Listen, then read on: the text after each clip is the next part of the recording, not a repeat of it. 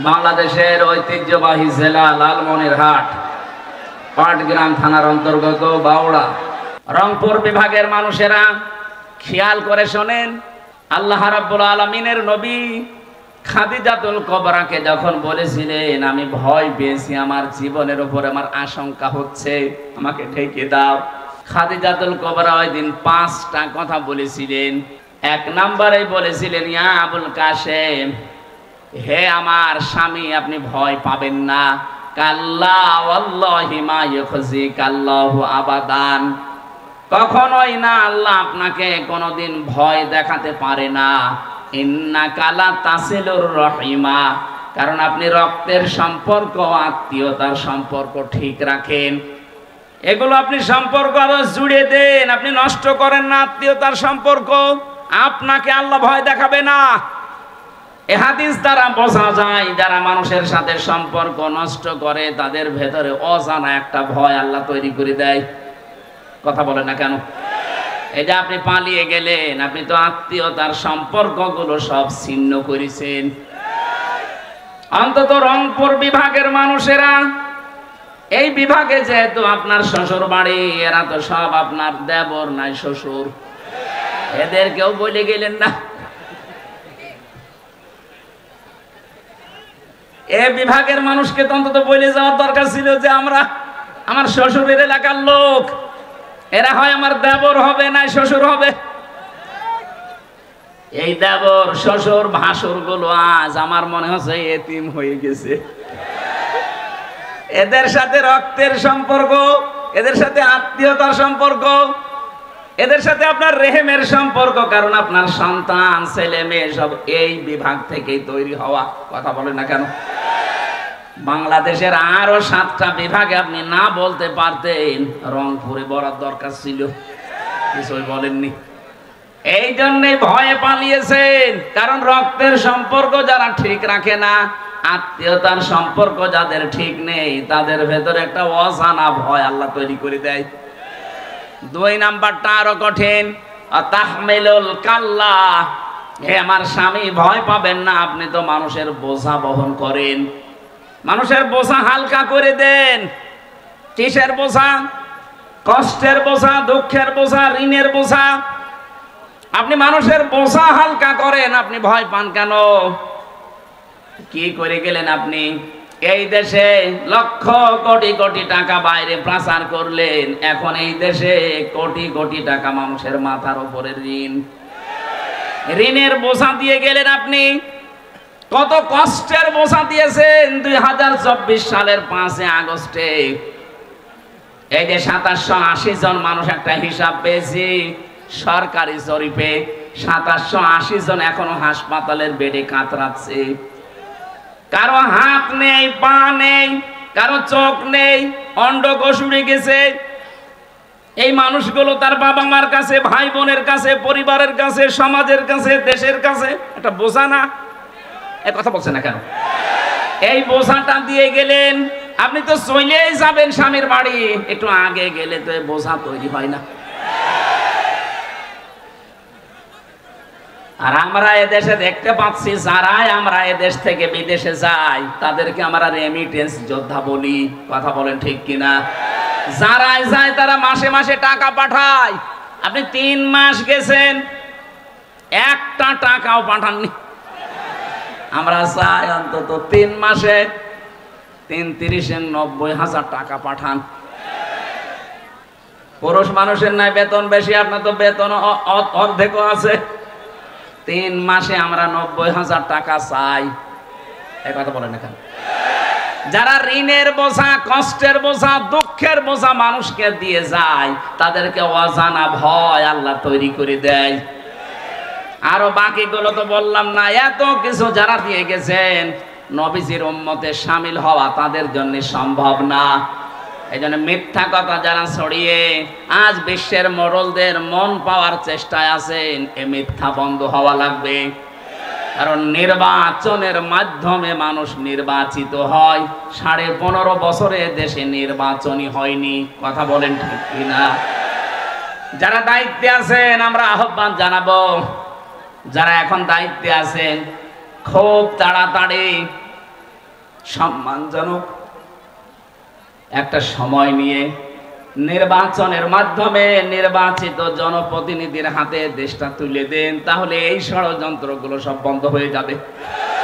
আপনি দেখতেছেন আজ 2-3 দিন কিন্তু একটা কথা চলছে সারা বিশ্বে, এদেশটাকে এখন ডক্টর ইউনূসের নামে উনি চালাতে চাচ্ছে, যে উনি জঙ্গিবাদ উস্কে দিচ্ছে, এদেশ জঙ্গিবাদে ভরে যাচ্ছে। এদেশে যারা ইসলামপন্থী মানুষ, অন্তত এই দেশে যারা একামতে দিনের দায়িত্ব পালন করতে চায়, তারা যে অ্যাক্টিভ ভাবে একটু কাজ করবে কি করে? কিছু করলেই এই শব্দটা বিশ্বের মোড়লদেরকে শোনাচ্ছে, এদেশে জঙ্গিবাদ পুনরুত্থান হচ্ছে। বলেন নাউজুবিল্লাহ। মিথ্যা এই ধোঁয়াটা তুলে কাউন্টার টেররিজম একটা ইউনিট বানিয়ে বাংলার বহু মানুষকে আপনি জীবন থেকে, দুনিয়া থেকে বিদায় করে দিয়েছেন। বিশেষ করে আয়না ঘরের নাম দিয়ে অধিকাংশ মানুষকে ওখানে নিয়ে মেরে ফেলতেন। রিমান্ডে যে সমস্ত মানুষকে নিয়েছেন, আমার সাথে যারা ছিল, কেউ 7 মাস, কেউ 8 মাস, কেউ 2 বছর পড়ে আছে, কেউ জানেই না কি মামলা আপনাকে দিয়েছে। ও নিজেও জানে না, খালি শোনে যে আমার নামে নাকি জঙ্গি মামলা। জঙ্গি কি সে জানে না। বাংলাদেশে নাটকটা তৈরি করার মূল কারিগর যারা ছিল, যাদেরকে দিয়ে এটা তৈরি করার চেষ্টা চালিয়েছিল, তারা কিন্তু আমাদের এই পাশের দাদা বাবুরা। ওইটা এখন আর বিশ্ব খাচ্ছে না। এ ভাঙা ঢোল আর কতদিন বাজাবেন? এই জন্য মিথ্যার অবসান দরকার। যেগুলো মিথ্যা ছড়াচ্ছেন, আশা করছি সামনে কেউ যেন আর মিথ্যা ছড়িয়ে এদেশকে টালমাটাল করতে না পারে। বলেন আমিন। কোরআনে কারীম যারা শুনতে এসেছেন, এই 2টা এখন আমার মনে হচ্ছে আপনি মেনে নিয়েছেন। শুনছেন, চুপ থাকবেন। এখন আমি যারা বলতে আসি, যারা আমরা যা 4 জন এসেছি বলার জন্য, আমাদের দায়িত্ব কি? কোরআনে কারীম বলছে, ইলাইকা ফালা ইয়াকুম ফি সাদরিকা হারাজুম মিনহু লিতুনযিরা বিহি ওয়া যিকরা লিল মুমিনিন। আল্লাহ পাক বলেন, হে নবী, কোরআনে কারীম যখন মানুষের কাছে প্রচার করবেন, এটা আমি আপনাকে দিয়েছি কেন জানেন? মানুষদেরকে সতর্ক করার সময় আপনার মনের ভেতরে যেন কোনো ভয় ভীতি কাজ না করে। এই জন্য কোরআন যে অন্তরে থাকে, সে অন্তর থেকে আমার আল্লাহ ভয় তুলে দেয়। এখানে হারাজনের ব্যাখ্যা আছে 2টা। 1 নম্বরে, কোরআন প্রচার করতে গেলে আপনার সামনে যারা আছে, কোরআনের হক কথা শোনার পরে মানুষগুলো অনেকে না বুঝে মন খারাপ করতে পারে। এরকম মানুষ দেশে নেই? আছে। এই 15.5 বছর আরো বেশি ছিল, এখনো আছে অনেকেই। কোরআনে কারীমের ভাষা, কোরআন যেভাবে উপস্থাপন করা দরকার, আল্লাহ যে ফোর্স দিয়েছে, ওই ফোর্সে কথা বলতে গেলে ও বোঝে না, আন্দাজে মন খারাপ করে। 2 নম্বরে, আবহমান কাল থেকে এমন এমন নিয়ম নীতি এই দেশে ইসলাম মনে করে অনেকে পালন করে আসছেন, যেটা আসলে ইসলামে নেই। কথা বলেন না কেন? তার ভেতরে বহু ইবাদত এই বাংলাদেশ, ভারত আর পাকিস্তানে চলছে, যেটা মানুষ বানিয়েছে। এই যে আল্লাহ বাদে কারো নামে জিকির করা জায়েজ নেই, অথচ সারা বাংলাদেশে এখন প্রায় আরম্ভ হয়ে গেছে।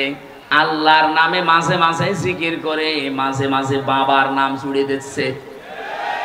ইয়া আলী বাবা, শাহ আলী বাবা, কেল্লা বাবা, ফতে বাবা, দয়াল বাবা, এ জিকির হয় না দেশে? যারা এই বিভ্রান্তিতে আছেন, এখনই নিজেকে শুধরাবেন। আল্লাহ বাদে কারো নামে জিকির করা জায়েজ নেই।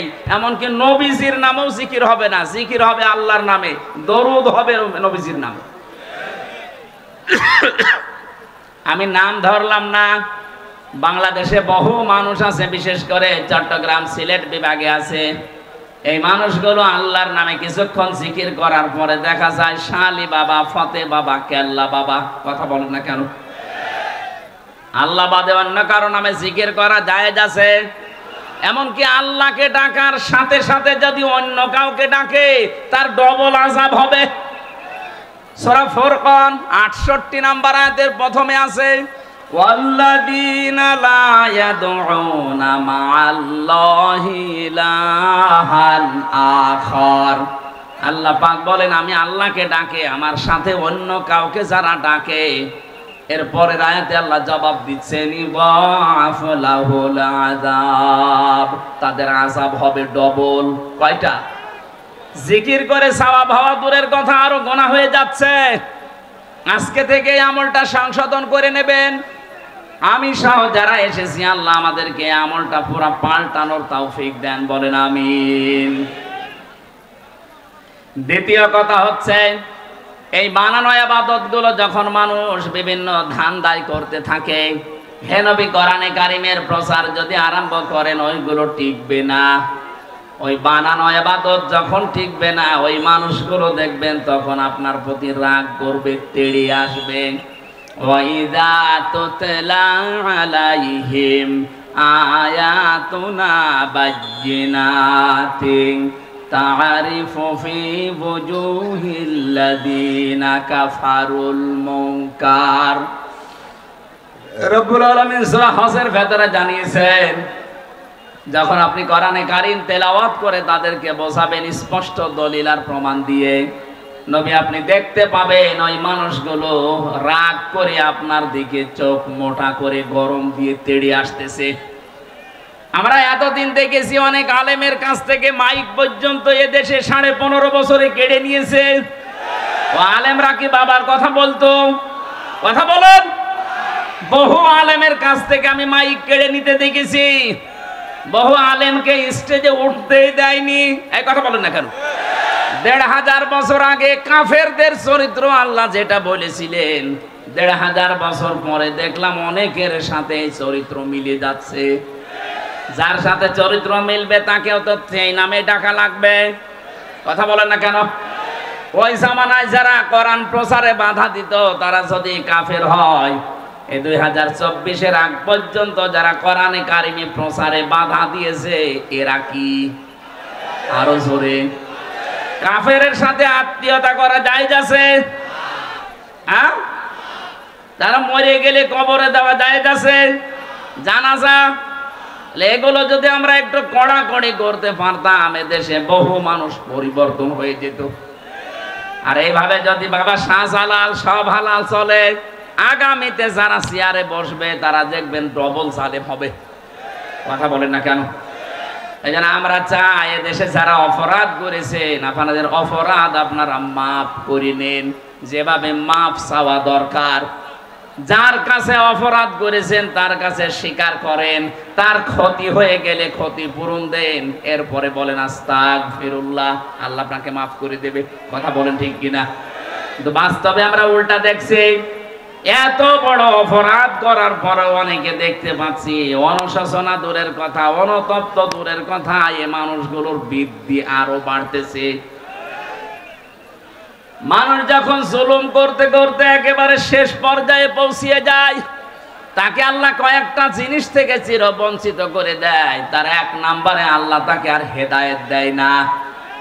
ফেরাউন যখন ডুবে যাচ্ছিল, ওই সময় কিন্তু স্বীকৃতি দেওয়ার রাস্তায় ছিল। ও বলেছিল আন্নাহু লা ইলাহা ইল্লাল্লাযী আমানাত বিহি বানু ইসরাঈল। আমি ঈমান আনলাম ওই আল্লাহর উপরে, যার উপরে বানি ইসরাঈলরা ঈমান এনেছে। আনা মিনাল মুসলিমিন, আমি তো মুসলমান। এরপরও ফেরেশতারা আমাকে পানির ভেতরে চোবায় কেন? আল্লাহ তখন ডাক দিয়েছেন আল আন, এখন। আকাদা শয়তান ক্বাবলু ওয়া কুনতা মিনাল মুফসিদিন, এর আগে তুমি সবচাইতে বড় সন্ত্রাসী, ফ্যাসাদকারী, ফ্যাসিস্ট ছিলে। এর আগে সবচাইতে বড় জুলুমবাজ ছিলে। তোমার কারণে আমার হাজারো বান্দা শান্তিতে থাকতে পারে নাই। আমার মনে হয় হাজার হাজার বছর আগে ফেরাউন জুলুম করার কারণে যেমন হেদায়েত থেকে বঞ্চিত হয়ে গেছে, 2024-এর আগ পর্যন্ত যারা জুলুম করেছে, যারা সরাসরি জড়িত ছিল, তাদেরকেও আমার আল্লাহ হেদায়েত থেকে বঞ্চিত করে দিচ্ছে। এত চেষ্টা চালাচ্ছে মানুষ, এত কিছু বলছে না, তার পরিবর্তন নেই। আবু জেহেল যেদিন বদরের ময়দানে যাবে, ওইদিন কাবার গিলাফ ধরে বলেছিল, কাবার মালিক তুমি একজন আসো আমি জানি, মুহাম্মদের বিরুদ্ধে যাচ্ছি যুদ্ধ করার জন্য বদরে, সত্যের পক্ষে যে আছে তাকে তুমি বিজয় দিও। ওর দোয়া আল্লাহ কবুল করে নিয়েছে, কারণ ও তো সত্যের পক্ষে ছিল না। ওই ময়দানে যাওয়ার পরে যখন ওকে হযরতে আব্দুল্লাহ বিন মাসউদ বুকের উপরে ওঠার পরে ছুরি চালিয়েছে, তখন জিজ্ঞাসা করেছে মানাং তাকে তুমি? হযরতে আব্দুল্লাহ বিন মাসউদ ওই সময় জবাব দিয়েছিলেন আমি ইবনে মাসউদ। ওকে ডাক দিয়ে বলছে, দেখো তুমি আমার গলা যখন পচ দেবে ছুরি দিয়ে একটু বড় করে কাটবে, কারণ মানুষ যেন দেখে বুঝতে পারে যে এটা নেতার মাথা। জোরে বলেন নাউজুবিল্লাহ। ১৫০০ বছর আগে আবু জাহেল বিদায় নিয়েছে, কিন্তু তার প্রেতাত্মা এখনো পর্যন্ত বিভিন্ন দেশে ঘুরতেছে। এখনো অনেকে এত অপমান হওয়ার পরেও ওর দেখেন তেজ কমছে না। কথা বলে ঠিক কিনা? এতে কালামানি কালকেই দেখলাম কলার পাতায় আল্লাহ শুইয়েছে, বিসি উড়ে গেছে। লজ্জা আছে ওর? এরপর হাসতেছে। আমার তো মনে হচ্ছে ১৫০০ বছর আগের ইতিহাস পড়ার পরে আবু জাহেলের সাথে অনেকের জীবন মিলে যাচ্ছে। এই মানুষগুলোকে আল্লাহ হেদায়েত দেবে না, এই মানুষগুলোর অনুশোচনা নেই, অনুতপ্ত হওয়ার কোনো কিছু আমরা দেখতে পাচ্ছি না। কথা বলেন ঠিক কিনা? হাজারো নিরীহ মানুষকে বিচারের এই চেয়ারে বসে অবিচারের মাধ্যমে দুনিয়ার জীবন থেকে বিদায় দিয়েছে। কথা বলেন ঠিক কিনা? এই জন্য যারা জুলুম করেন, জুলুম থেকে যদি অব্যাহতি পেতে চান, আল্লাহর মামলার আসামি আপনি, যদি এই কেস থেকে মুক্ত হতে চান, যার কাছে অপরাধ করেছেন, জুলুম করেছেন, তার কাছে ক্ষমা চাবেন, আর তার ক্ষতি করে থাকলে ক্ষতিপূরণ দেবেন। কথা বলেন না কেন? আমার জীবন থেকে ৩টা বছর আপনি কেড়ে নিলেন, আমার বাবার লক্ষ লক্ষ টাকা আপনি হাতিয়ে নিয়েছেন এই মিথ্যা মামলার মাধ্যমে। আমি চাই আমার মামলার আয়ু থেকে একেবারে টপ টু বটন যারা জড়িত তারাও ৩ বছর জেলে থাকবে আমার মতো, আর আমাকে ওই লক্ষ লক্ষ টাকা ক্ষতিপূরণ ফিরিয়ে দেবে। নাই তো শুধু আস্তাগফিরুল্লাহ পড়বেন আর আপনার মাফ হয়ে যাবে। এতে আমি কি ঘাস কাটছি? আমার মতো হাজারো হামসা এই কথা বলেন না কেন? এজন্য আমরা আপনাকে বাঁচাতে চাই। আপনি এই বিভ্রান্তিতে পড়ে শুধু আস্তাগফিরুল্লাহ পড়ে চলে যাবেন না। অপরাধ যার কাছে স্বীকার করবেন তার কাছে। আরো জোরে বলেন। দিনের বেলা যদি লজ্জা করে রাতের বেলা যাবেন, যে বলবেন ভাই আমার ভুল হয়ে গেছে, যে কোনো কায়দায় আমি অপরাধ করেছিলাম, আমারে মাফ করে দেন। আরে 15.5 বছরে যে ক্ষতি আপনার করেছি আমি ক্ষতিপূরণ দিয়ে দিলাম, আপনি নেন। আপনার আমার মনে হয় এইভাবে যদি সারা বাংলাদেশে ক্ষমা শুরু হয়, অনেক মানুষ আমরা বেঁচে যাব। আর আগামীতে যদি কাউ ছেলে যে চেয়ারে বসতে চায়, তারা এই চিন্তা ভাবনা করে বসবে না, ভাই জুলুম করা যাবে না। কথা বলেন ঠিক কিনা? আল্লাহ আমাদেরকে বুঝ দেন, বলেন আমিন। কোরআনে কারীম থেকে একটা আয়াত পড়েছি, ডক্টর হাবিব ভাই পড়েছিল 78 নম্বর আয়াত, আমি পড়েছি 77 নম্বর আয়াত, সূরা হজ। আল্লাহ রাব্বুল আলামিন শুধু ঈমানদারকে এখানে ডাক দিয়েছেন, কোন বেঈমান আজকের আলোচনায় নেই। এজন্য যদি বেঈমান এখানে থাকেন আপনি চলে যান।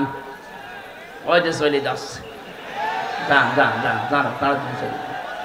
কারণ বেঈমানের জন্য আজকের আলোচনা না, আজকের আলোচনা ঈমানদারের জন্য।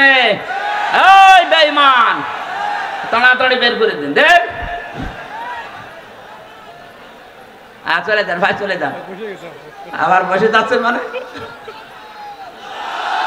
বসেন, কথা শোনা লাগবে, বসেন। ঠিক আছে বসেন বসেন, আপনি বসেন, সমাধান পরে করি। লালমনিরহাট বাসী খুব খেয়াল করে শুনবেন আয়াতটা। আমি জানি এটা পরিচিত আয়াত, আপনি এর ভেতর থেকে কিছু তথ্য আজকে বাড়ি নিয়ে যাবেন।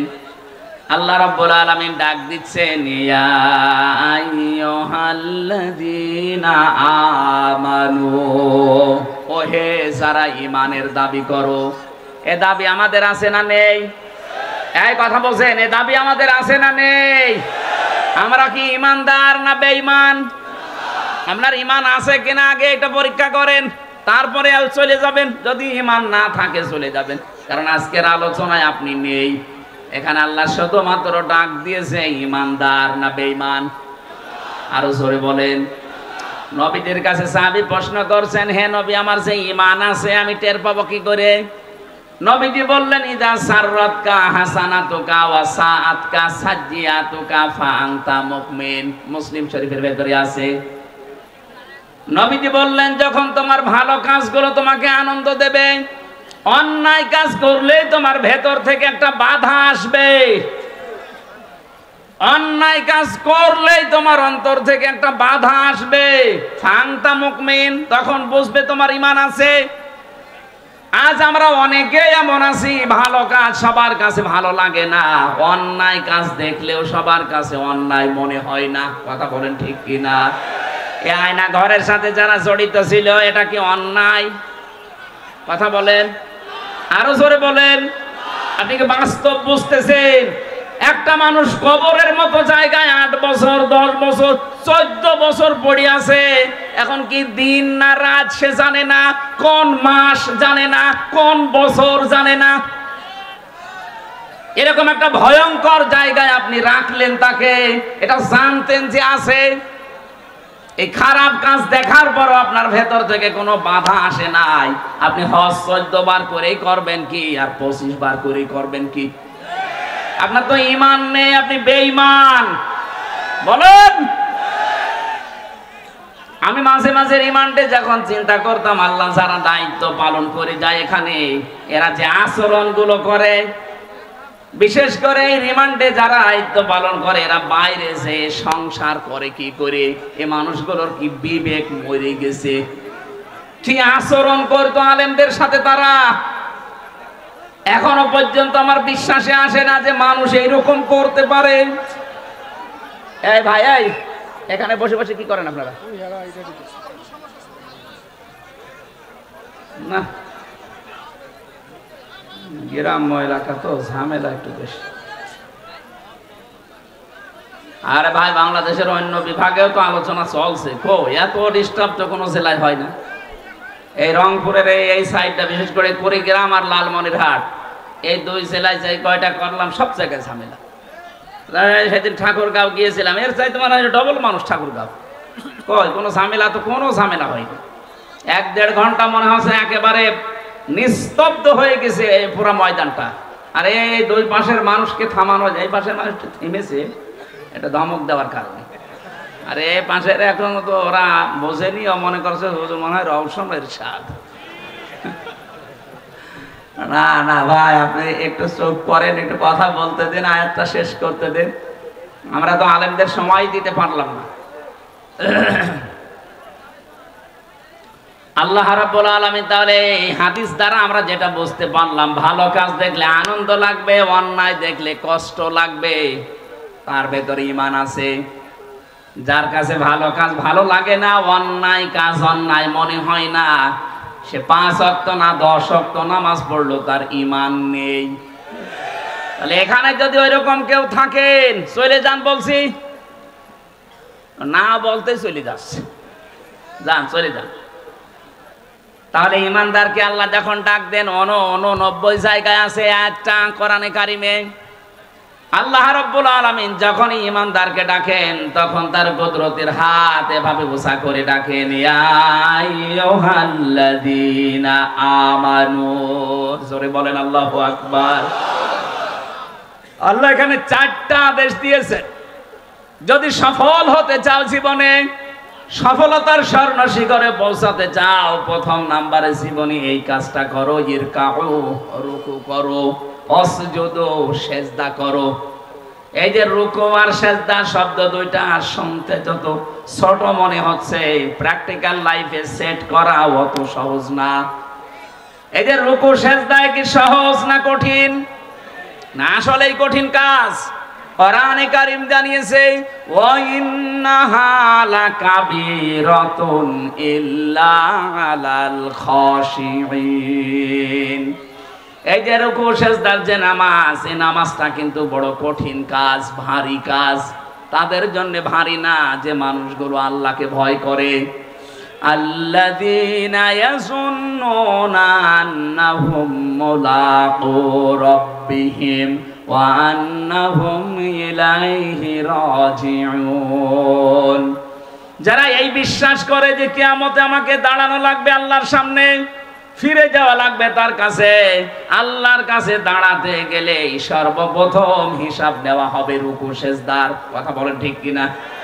আউয়ালু মা ইউহাসাবু বিহিল আবদু ইয়াউমাল কিয়ামাতিস সালাহ। কিয়ামতের সর্বপ্রথম আপনার হিসাব হবে কিসের? আরো জোরে বলেন। সাহাবারা এই কথা শোনার পরে তারা এত গুরুত্ব দিয়েছেন সালাতের, নামাজের। আমি একজন সাহাবীর জীবনী পড়েছি, হযরতে আব্দুল্লাহ আনসারী রাদিয়াল্লাহু তাআলা আনহু। এত গরিব মানুষ ছিল, নবীজি যেই দিন বলেছিলেন যে জামাতে হাজির হয়ে নামাজ পড়ো, ওয়াকিমুস সালাতা ওয়া আতুজ যাকাতা ওয়ারকাউ মা'আর রাকিঈন, নামাজ কায়েম করো, সম্পদ থাকলে যাকাত দাও, আর রুকুকারীদের সাথে রুকু করো, তার মানে জামাতে হাজির হয়ে নামাজ পড়ো। সাহাবী এটা শোনার পরে ওই দিন থেকে তিনি বাস্তবে আয়াতটা সেট করেছিলেন। স্বামী স্ত্রীর মাত্র দুইজনের মিলে একখানা কাপড় ছিল, ছত্র ঢাকার মতো। স্ত্রীকে গর্তের ভেতরে রেখে উনি নামাজে যায়, নামাজ শেষ করে ফরজ তাড়াতাড়ি বাড়িতে চলে আসে। হযরত ওমর একদিন নালিশ দিলেন, হে রাসূল, এ আব্দুল্লাহ আনসারী এ মুনাফিক মনে হয়, কেন আসে সবার পেছনে, ফরজ নামাজ হয়ে গেলেই দৌড় দিয়ে চলে যায়। বিশ্ব নবী বললেন, না, আন্দাজে ধারণা করবা না, কারণ মানুষের মনের খবর জানে কে? আরো জোরে, আরো জোরে বলেন। বাংলাদেশে আমরা এখন অনেক বিষয় একটু গভীরে চিন্তা করলে দেখেন, যে মানুষগুলোকে আজ আকীদা খারাপ, আকীদা খারাপ, আকীদা খারাপ বলে এই যে 1000 বছর থেকে ফতোয়া দিয়ে আসতেছেন, আমার তো মনে হয় কমপক্ষে 70-80 বছর এই গুণগান চলছে এই দেশে, জিকিরটা। আমাদের এই সমস্ত খুলনা, রাজশাহী, নওগাঁ, এই রংপুর, এই 3টা বিভাগে খুব কম, এগুলো চলছে বেশি সিলেট বিভাগে। এরা বড় বড় বিশাল বিশাল আয়োজন করে এরা মানুষের আকীদার ভুল ধরে, সামনাসামনি যেটা দেখা যায় ওইটার ভুল ধরে না। ছেলেটা স্কুলে যেতে চাচ্ছে না, মা জিজ্ঞাসা করছে কি হয়েছে, বলছে আমার গায়ে জ্বর। কই এদিকে আয়, গায়ে হাত দিয়ে দেখে না ঠান্ডা। ওই তোর তো জ্বর নেই। বলছে মা জ্বর নেই তাতে কি, আমার মাথা কেমন কেমন ব্যথা লাগছে। কই দেখি, মাথা ব্যথা হলে এইদিকে তো একটা রগ একটু ফুলে থাকে, এই ঠিক আছে, মাথা ব্যথা না। এবার বলছে মা আমার আর একটা সমস্যা আছে। কি? আমার পেটের ভেতরে ব্যথা করছে। এমন একটা জায়গার নাম বলেছে যেটা দেখানো যায় না। কথা বলে না কেন? আপনি আকীদা খারাপ, আকীদা খারাপ, আকীদা খারাপ জিকির করছেন এই কত বছর, এমন একটা জিনিসের নাম বলে যেটা দেখানো যায় না। আকীদা যদি এদের খারাপ হবে, একটা বারের জন্য চিন্তা করেন না কোনোদিন। এরা কত সুযোগ সুবিধা পাওয়ার কথা ছিল। সেদিন মামুনুল হক ভাই যশোরে বলছিলেন, আল্লামা শহীদ দেলাওয়ার হোসেন সাইদি রহমতুল্লাহ আলাইহি, তাকে বহু অফার দেওয়া হয়েছিল, তিনি সবগুলোকে দোপায়ে মারিয়ে বলেছেন না ফাঁসির দড়ি, তারপরও আমি ওই দিকে যাব না। আপনি একটা বারের জন্য একটু দড়ির কাছে জানতো, বাস্তবতা অত সহজ না। একটু দড়ির কাছে গিয়ে বলেন তো, হ্যাঁ আপনার আকীদা কত নম্বরে আছে আমি দেখবো। ৭৬ জন আলেম আমার সাথে ছিল এক জায়গায়, ৭৬ জন। আমি মনে হয় সবার ছোট। এত বড় বড় মুরব্বী মুরব্বী আলেম আমার দাদা বাবার বয়সী, দেখতাম নিজেরা হতাশ হয়ে পেরেশানে অস্থির হয়ে কাঁদত। অথচ যাদের আকীদা ঠিক নেই বলা হয়, তাদের সাথেও তো আমি ছিলাম। এ মানুষগুলোর হতাশা, অস্থিরতা, এগুলো আমি একদিনের জন্যও দেখিনি। এদের যোগাযোগ বিচ্ছিন্ন করে দিয়েছে, এই জন্য এ মানুষগুলো হতাশ হয়ে গেছে, না জানি আর কোনোদিন সূর্য উঠবে না। অথচ ওদের সব কিছু বিচ্ছিন্ন, এরপরও মানুষের ভেতরে আমি হতাশা পাইনি। নিজে পরীক্ষা করার জন্য বলেছিলাম, স্যার এখানে টাকা পয়সা খরচ করলে গোপনে ছোট মোবাইল পাওয়া যায় কারারক্ষীদের মাধ্যমে, এই নিয়ে দেই। কেন? আপনার ছেলে ছেলে আছে, ছেলে ছেলে তাতে কি? আপনার স্ত্রীর সাথে কথা বলেন, বলে ওগুলো আমি আল্লাহর রাস্তায় দিয়ে এসেছি, আল্লাহ দেখবে। এ কথাটা ওই ময়দানে দাঁড়িয়ে বলা অত সহজ না যত সহজে হামজা এখন বলছে। ওই জায়গায় টিকে থাকা অত সহজ না। আজকের এই যে ডক্টর হাবিব ভাই, উনি জেলে থাকাকালীন ওনার স্ত্রী আমাকে বলেছিল যে ওনার চাকরিটা নাকি চলে যাবে। আমি ভেতরে খোঁজ খবর নিয়েছিলাম, কত শক্ত ওই সময় পর্যন্ত, তাও তো আমরা ওই মানের লোক না। এই পর্যায়ে থাকার বলে বলে যা কলেজের চাকরি চলে যা, কিন্তু যে রাস্তায় আছি এই রাস্তা থেকে আমি এক চুলও নড়তে রাজি না। আপনি কাকে বলেন আকীদা ঠিক নেই? এই মানুষকেই তো বলেন যে আকীদা ঠিক নেই। কি আকীদা আপনার? আপনার যে আকীদা আমি 9টা এখন আমার মোবাইলে আছে, এই আকীদাগুলো কেউ বিশ্বাস করলে তার ঈমান চলে যাওয়ার কথা। আর আপনি ওই আকীদা নিয়ে ফতোয়া দিচ্ছেন যে আপনাদের আকীদা ঠিক নেই। এটা আপনি এই মানুষগুলোর প্রতি জুলুম করছেন। বিবেকটা কাজে লাগাবেন। কি করেছেন ইসলামের জন্য? শুধু পেট আর জহব্বা বাদ দিলে কিছু নেই আপনার। যাদের বলেন আকীদা ঠিক নেই, তারা কি করেনি? জীবন পর্যন্ত দিয়ে দিয়েছে। আমি নিচে নামলাম না তাই বলেন তো, আপনার বিবেকের কাছে প্রশ্ন করে কি করেছেন আপনি? ইসলামের নাম ভাঙিয়ে শুধু জহব্বা আর এই পেট বাদ দিলে আপনার আর কিচ্ছু থাকে না। আর যাদের বিরুদ্ধে এই অভিযোগগুলো নিয়ে আসেন যে ওদের আকীদা ঠিক নেই, ওদের আকীদা তো ওই আকীদা আমার আল্লাহকে আমার মনে হয় দেখে দেখে তারা বলেছিল ক্বালু রাব্বুনাল্লাহু সুম্মাস্তাকামু তাতানাজ্জালু আলাইহিমুল মালাইকা। আমি যে হাদিসটা বলার জন্য পর্যন্ত এসেছিলাম, সাহাবী ডাক দিয়ে বলে, হে রাসূল আপনি একটু খোঁজ খবর নেন। তারপরেও নবীজি বললেন ঠিক আছে, আন্দাজে ধারণা করবা না কারো উপরে, চলো যাই। আসরের নামাজ পড়ে বাড়িতে গেলেন, বাইরে দাঁড়িয়ে সালাম দিলেন, আসসালামু আলাইকুম ইয়া আহলাল বাইত। বাড়ির ভেতর থেকে কোনো আওয়াজ নেই। নবীজি 3 বার ডাক দিয়েছিলেন। তৃতীয়বার হযরতে আব্দুল্লাহ আনসারী কাঁপতে কাঁপতে বের হয়ে এসেছে। নবীজি ডাক দিয়ে বললেন, দেখো 3 বার ডাক দিলাম তোমাকে, তুমি তো ভালো করে জানো আমি নবী যদি তোমার উপরে নারাজ হয়ে যায় আল্লাহ তোমাকে জান্নাতে দেবে না। এই এখানে নড়াচড়া করবে না, পরে একবার মোনাজাত করে যাবো না। হযরতে আব্দুল্লাহ আনসারী বলেছেন, হে রাসূল আমি দেরি করলাম কেন, আপনি আগে এইটা দেখেন। 2 জনের কাপড় আছে অনেক, কিন্তু সতর ঢেকে নামাজ পড়ার মতো কাপড় মাত্র একটাই। আমি নিজে নামাজ জামাতে পড়বো আর আমার স্ত্রী সন্তান নামাজ পড়বে না, জীবনও আমার মন মেনে নেয় না। এই জন্য নামাজ জামাতে শেষ করার পরে আমি দৌড়ে বাড়িতে আসি। বাড়িতে যে গর্তের মতো আছে ছিঁড়া অল্প যে কাপড়গুলো পরে থাকা যায়, কিন্তু নামাজ আদায় করার মতো না। এসে আমার এই বড় পবিত্র কাপড়টা আমার স্ত্রীকে দিয়ে আমি নিজে ওই গর্তের ভেতরে আশ্রয় নেই। আপনি যখন প্রথম ডাক দিয়েছিলেন তখন আমার স্ত্রী নামাজে, দ্বিতীয় ডাক দিয়েছেন তখনও নামাজে, তৃতীয় ডাকে তাড়াতাড়ি স্ত্রী নামাজ শেষ করে গর্তের ভেতরে ঢুকেছে আর আমারে কাপড় দিয়েছে। এই যে আমি আপনার সামনে। নবীজি কেঁদে ফেললেন, জামাতে হাজির হওয়ার জন্য, নামাজ আদায় করার জন্য আমার এই উম্মতটা এত ব্যস্ত, এত স্যাক্রিফাইস করেছে। আমাদের তো জামার অভাব নেই।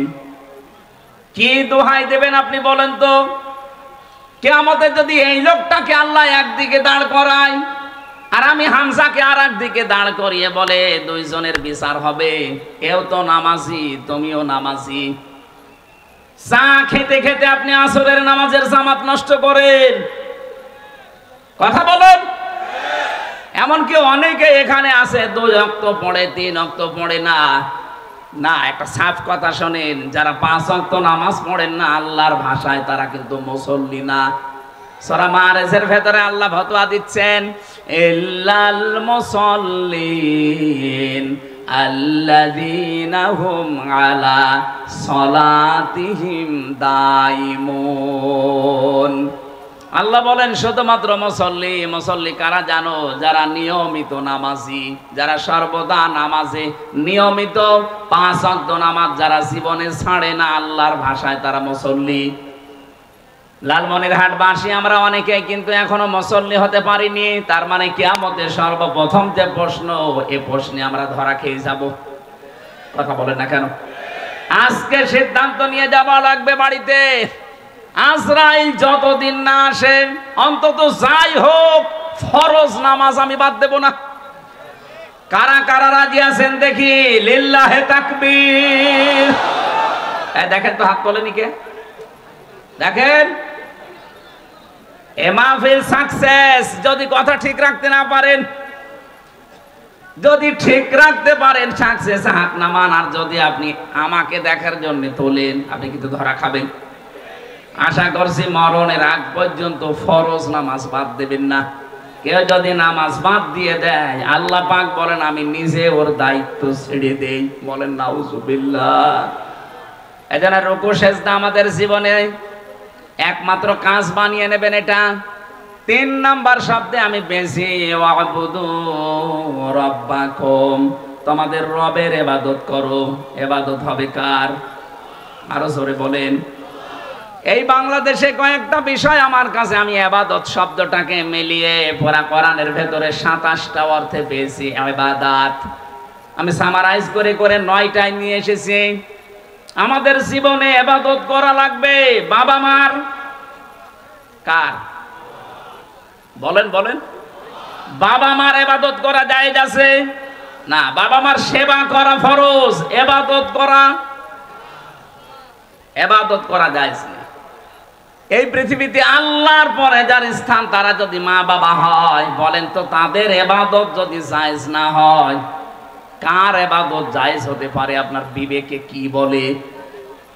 অথচ আজ আমরা দেখতে পাচ্ছি অনেকেই তাদের বাবার ইবাদতে ব্যস্ত ছিল।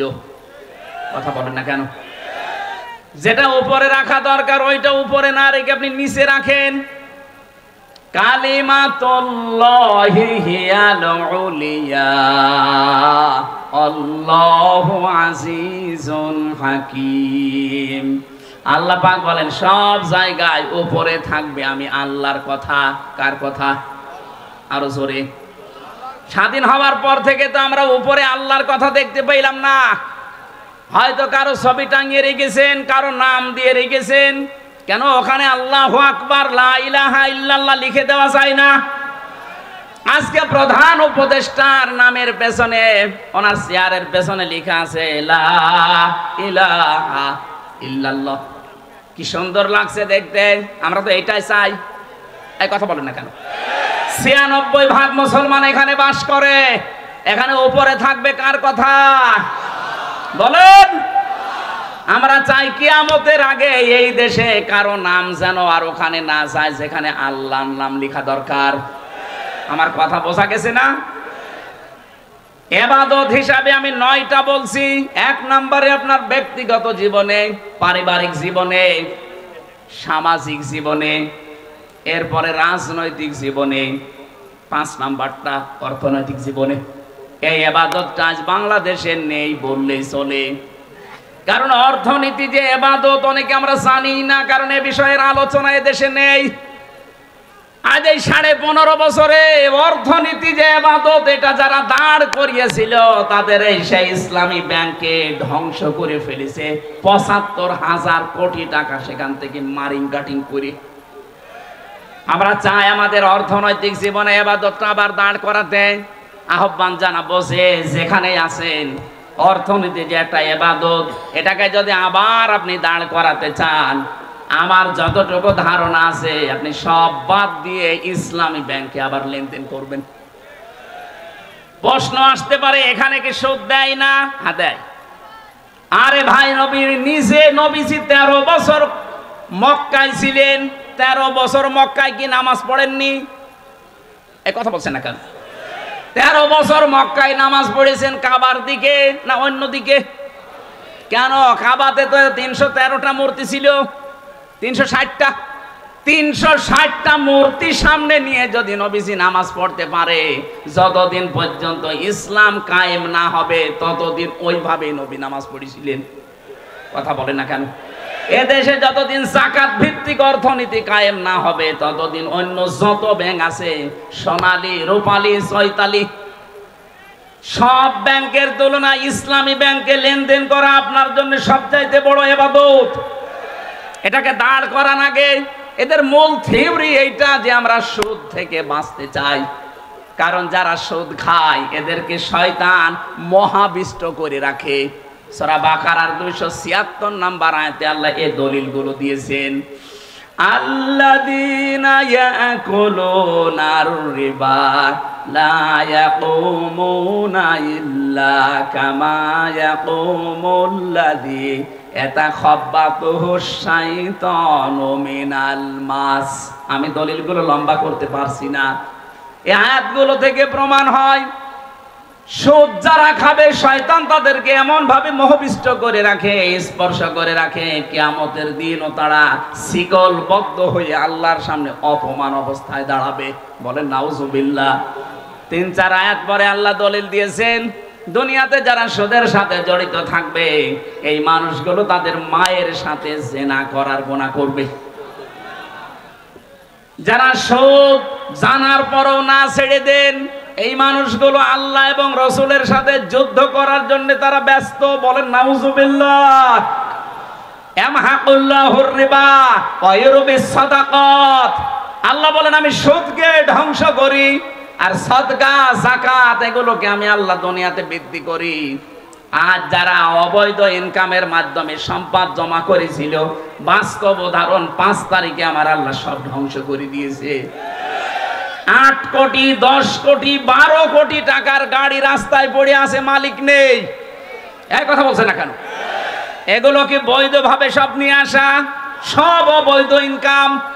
এই জন্য অবৈধভাবে যারা উপায় করবেন সুদের, ঘুষের, বিভিন্ন হারাম ইনকাম দিয়ে এগুলো আপনাকে আল্লাহ রাখতে দেবে না, সব আপনার জীবদ্দশায় নষ্ট হয়ে যাবে।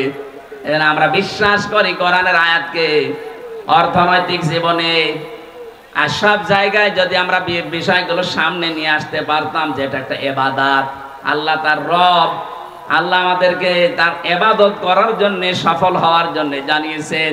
সুতরাং আমরা আজকে থেকে ইবাদত হিসাবে মুশারাকা আছে, মুদারাবা আছে, মুরাবাহা আছে, বায়ে সালাম আছে, বায়ে রেজাল আছে, বায়ে মুআজ্জাল আছে, বায়ে মুহাসসানা আছে, বায়ে ইহতিসান আছে।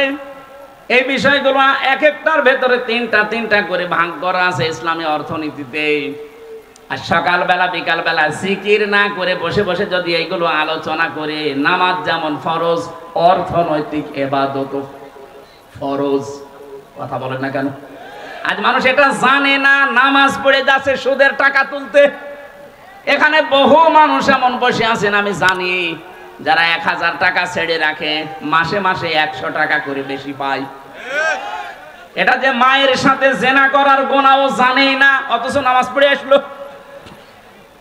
এই কাজে কারা আছেন? তারা আজকেই বাড়িছে এই সুদ ছেড়ে দেবেন। যে 1000 টাকা ছেড়ে রাখেন, প্রতি মাসে মাসে 100 টাকা বেশি পান। যারা আছেন ছেড়ে দেবেন কারা কারা? হাত তোলেন তো। 2-1 জন আছে।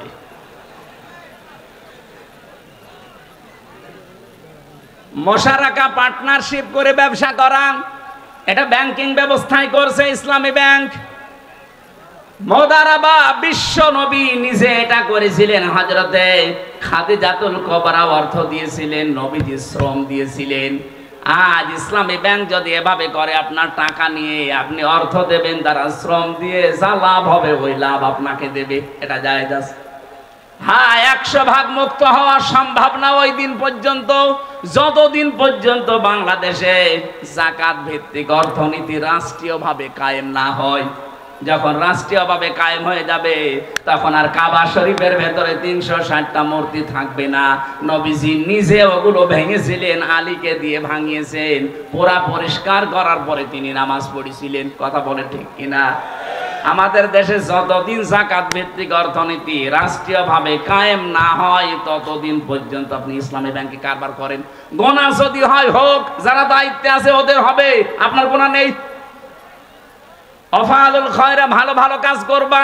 এই দুনিয়ায় যত ভালো কাজ আছে সব চাইতে ভালো কাজ হচ্ছে ইয়াসআলুনাকা মাযা ইউনফিকুন কুল মা আনফাকতুম মিন খায়রিন ফালিল ওয়ালিদাইনি ওয়াল আকরাবিন। আল্লাহ পাক বলেন, মানুষ জিজ্ঞাসা করে টাকা পয়সা খরচ করব কোথায়, আপনি বলেন এই দুনিয়ায় ভালো ভালো কাজে খরচ করো।